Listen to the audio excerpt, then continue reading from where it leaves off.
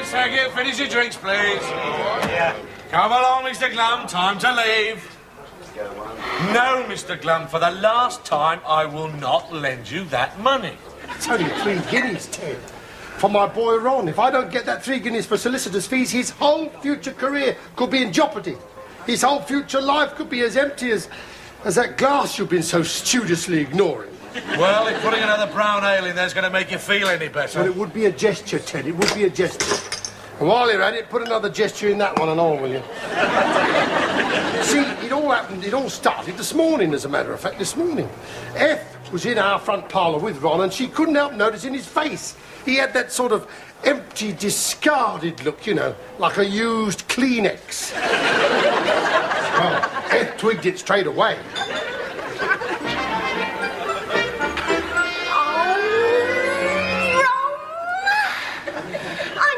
You're in such low spirits, beloved.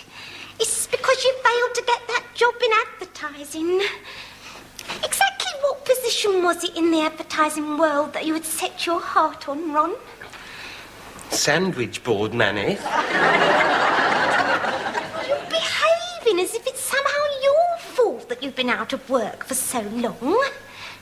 Just how many jobs have you gone after in these last 7 years? So many I've lost count. Must be nearly 4. What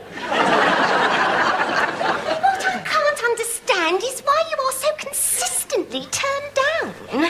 There must be something that's putting employers off you. But what? Look, Ron, when you go up for an interview, what exactly do you say to them? Nothing they could take offence at, yes. I just say, good afternoon, my name's Ron Glum. Good afternoon. Good afternoon, my name's Ron Glum. Well, why do you say the second good afternoon? I'm generally on my way out by then. Why is that, Ron? I mean, why do they decide so quickly not to... Wait a minute. Of course, Ron, it's your name. I mean, it's Ron Glum, the sort of name that inspires confidence. The sort of name that, well, opens doors. I don't know, eh? Ron Glum? Ron Glum. It worked. Ron, you've got no more pride in your home where you live than to hang up that filthy wet mac in the hall there. It's dripping all over my motorbike. Mr. Glum, I think I've worked out what's kept Ron out of work for so long. He's got to change his name. Change his name? Don't talk so wet. It took him till he was 15 to remember the one he's got. Change his name? What's the purpose? Well, Mr. Glum, now, you just imagine that you are an employer and 2 applicants have come for that job of sandwich board man. Now, one says, good afternoon, my name's Ron Glum. And the other one says, good afternoon, my name's Ludovic Kennedy. Now, Mr. Glum, which one would you be inclined to choose? Well... Good afternoon. Only supposing. But did you see what happened, Mr. Glum? Ron knew at the outset that he didn't stand a chance. Oh, it really is a handicap being called Ron Glum. Could you appreciate that? I know what you mean, but I mean, changing the name won't change him, will it? I mean, look at Uncle Charlie, for example. He's gone under all kinds of names. Lord Selwyn Harcourt, Major Winthrop Audley VC, Anastasia, Forlorn Ruddy Oak, that was. What else? The Bishop of South Auckland. What's he living under now, Ron? 838414. He's still the same Uncle Charlie, inside, which is where he happens to be at the moment. You see what I mean? All I can see is that by refusing to let Ron change his name, you are simply keeping him from employment for the whole rest of his life. Oh, Eth, I know you mean well, but sometimes you have a tongue like a claw. All right, then, let's accept this hypotenuse, what you're postulating. We change his name. But what to? Well, as long as it's something more inspiring than Ron Glum, more melodious. A name what opens doors. After all, I am going to be Mrs. whatever it is. Haven't you got a suggestion, Ron? What would you like to be called? Wyatt Earp.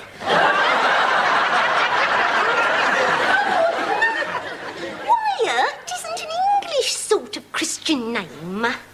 Ron Earp? Anastasia Earp. May I make a suggestion, Ron? Yes, Dad. Shut up. It shouldn't be all that difficult to find a name that opens doors, as you say.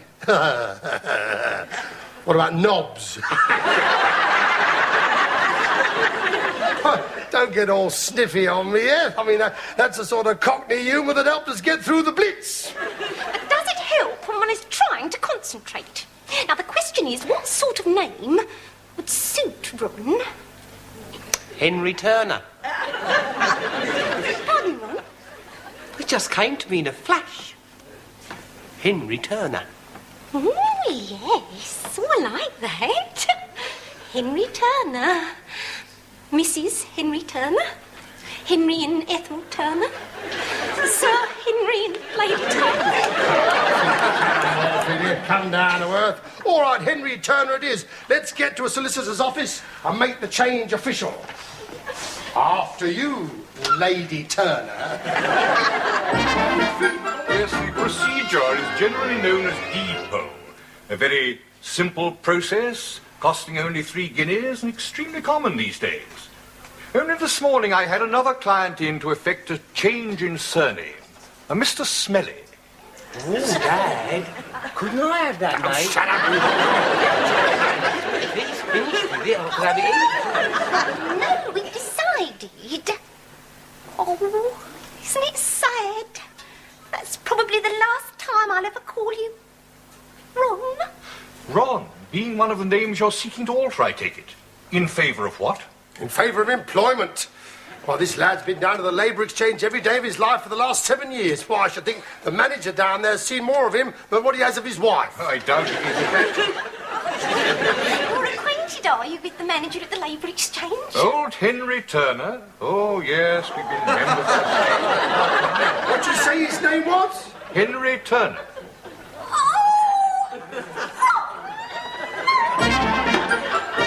The name just came to me in a flash, you cloth-headed oaf.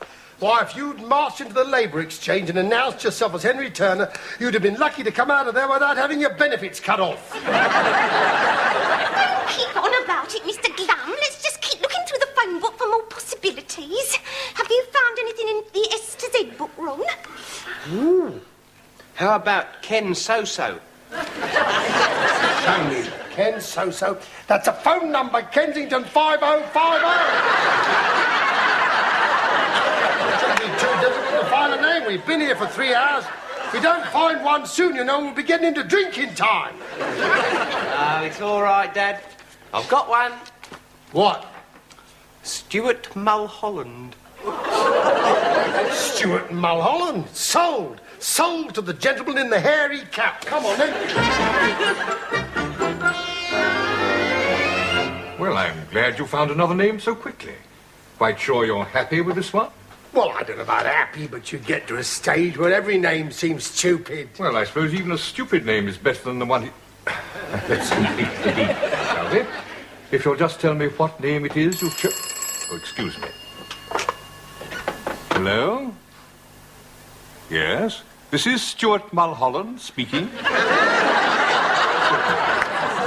By tomorrow? Fine. Goodbye, then. Sorry about that, Mr. Glums.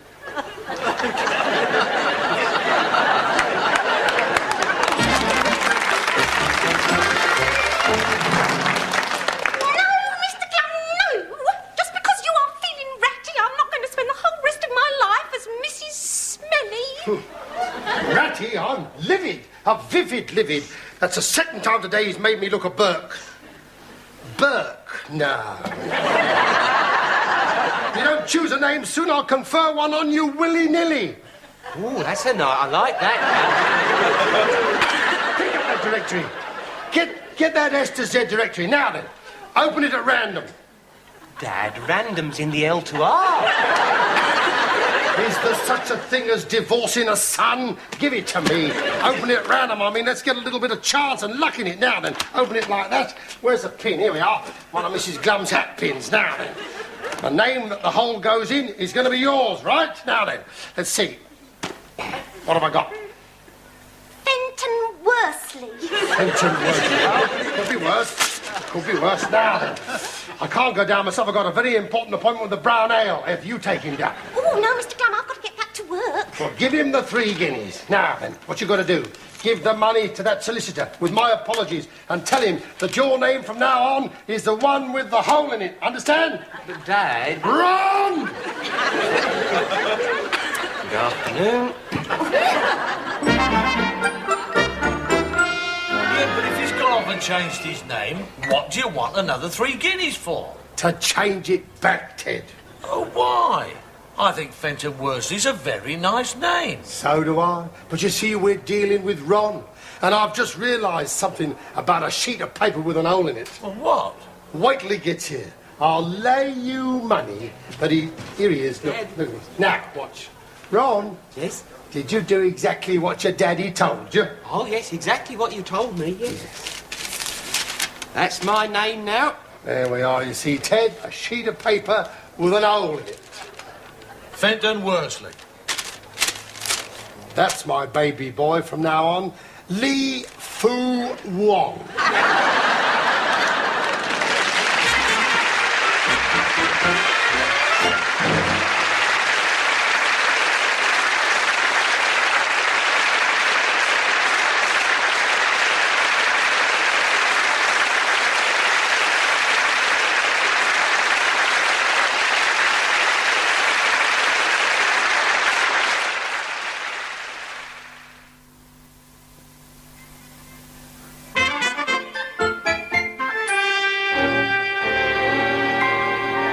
Time, gentlemen, please. Last orders, please, Sid. Excuse me. Come along, Mr. Glum.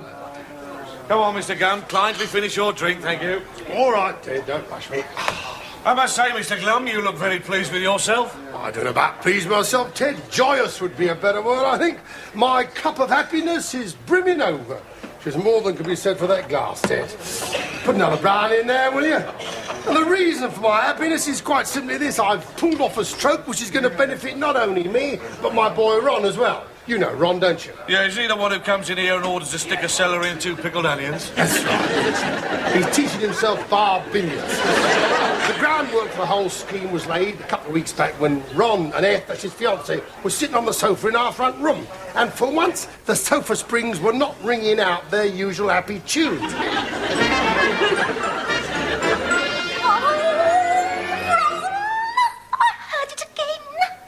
I'm sure it's someone moving around upstairs. Oh, please, beloved, just to reassure me, wouldn't you like to venture up onto the landing and see if someone has broken in? No, thank you, Ed. I'm not imagining it. I keep hearing it.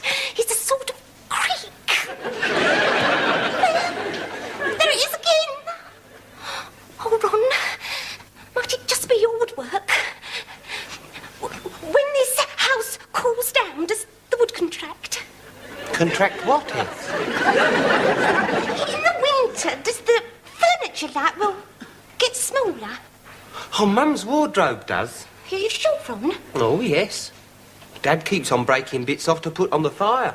You can assure me that's all it is. I feel much better.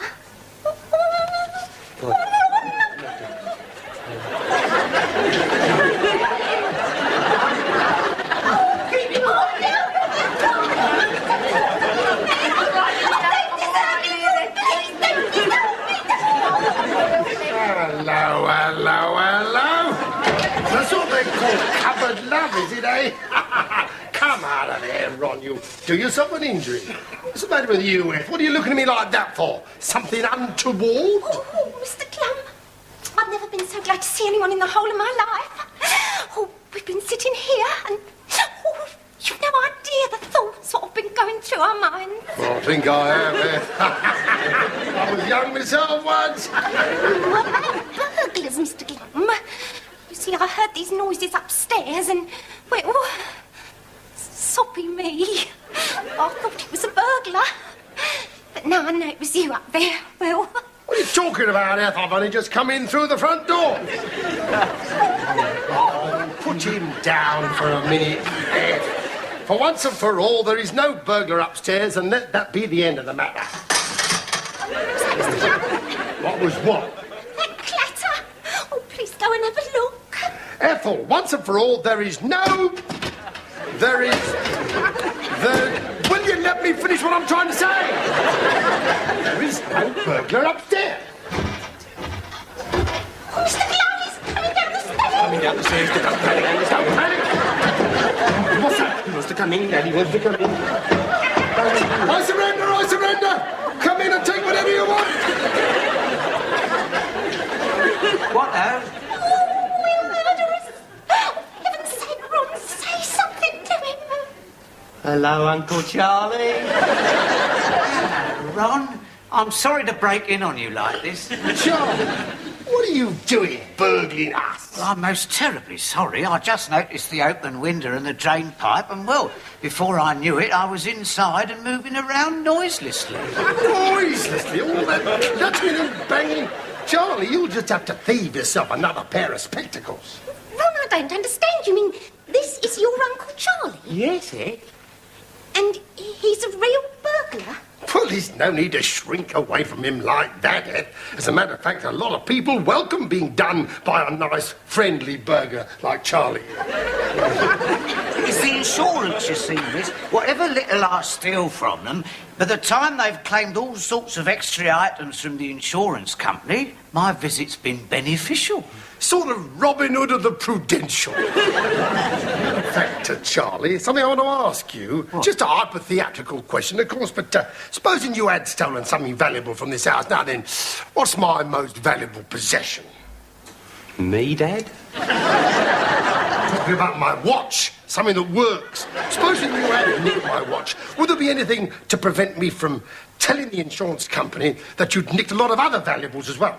Oh, nothing at all. Well, then there we are. This should just do the trick. Do what? Upstairs, the locked drawer in what's left of Mrs. Glum's wardrobe. You'll find my watch stuffed in the back. Oh, no, I couldn't do that. I couldn't. Why not? Well, half inch from family. I mean, nicking from strangers is one thing, but nicking from my own relations, that's stealing. So, you defraud in an insurance company, Mr. Glum. I could never be party to... Party to a nice weekend at Brighton by the Sea for the three of us. All expenses paid by Eagle Union Accident and Theft. The only thing that's standing in our way is a little cooperation from Uncle Charlie here. Never be able to live with myself. Well, live with somebody else, but at least go and nick that watch. I'm sorry, but no. Oh, don't bother coming to the door. I can prize my own way out. Well, Mr. Glum, it was a nice thought, but... But nothing. We don't need Uncle Charlie. He's left all the evidence of theft, hasn't he? Footprints up the drain pipe, jemmy marks on the door. Now, what's the first thing the insurance assessor asks? Did you phone the police? Ron, dial the cops. Right, oh, Dad. 9.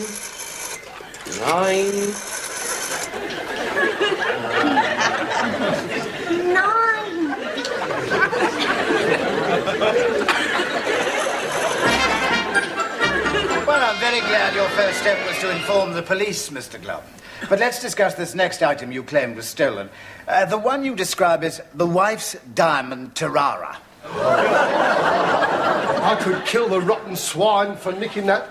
My beloved wife never go down to the chip shop without she wears that tiara around her wrist. Around her? Mr. Glum, a tiara is worn on the head. Normally, yes, of course, normally. But unfortunately, I'm afflicted with a lovely lady wife who has a very tiny head and very fat wrists. Indeed. Well, let's go on to this next item. Invaluable presentation ashtray, £85. Alabaster! Name calling won't get you anywhere. I'm just wondering why you have no receipts for any of these.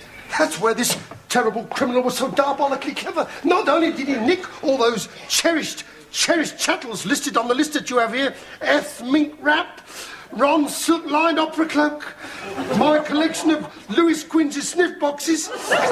Not only did he nick them, but he also stole all the receipts. Took them out of my escritoire. I told you never to leave your escritoire on the back of the chair. Escritoire is French for safe. Safe. I'll be frank, Mr. Glum. You've given the missing items a total of £825, but you cannot produce one receipt. So I don't think we can pay you that amount. What are you prepared to go to? What are you prepared to go to, Mr. Glum? Brighton? Palmer, leave the negotiations to me. I'll tell you what I'll do, Mr. Palmer. Knock off the odd 25 and make it the round 800. Well, I'll tell you what I'll do, Mr. Glum. Knock off the round 800 and make it the odd 25. Done. Yes. I thought you might agree. In fact, we were so confident. Thank you very much, Mr. Palmer. Show the gentleman out, Ron. You have restored my faith in human nature. Mr. Palmer, there. Mr. Glum, you actually managed to do it. And cash, too. Look at that, eh? I always like doing business with people of background and education. They're such nanas. Dad, does he suspect anything? I mean, are we going to get away with it? We've already got away with it, my dear boy. From now on, we're completely out of danger. Oh, we're escritoire. So you're off to Brighton for the weekend, then? Yes, as soon as Earth has helped Ron choose himself a new bucket and spade. We're back to the house, pick up the suitcases and the lolly, and then it's hey-ho for the briny. I like Brighton. I always have done it. Come along or we'll miss the train. You'll never guess who we bumped into on our way here. Uncle Charlie. Don't speak to me about Uncle Charlie. From now on, his name is an enema in my household. Shamefaced. In fact, he scribbled out this note to give you. A note? Well, I hope it's an apology. I've had it preying on my mind so much about not helping you the other night. This evening I slipped back into your ass and done a sort of nominal job. Good luck with the insurance on it. Talk about too little and too late. Not wishing to deprive you of anything really valuable, I left the watch what you suggested and just took that old vase on the sideboard.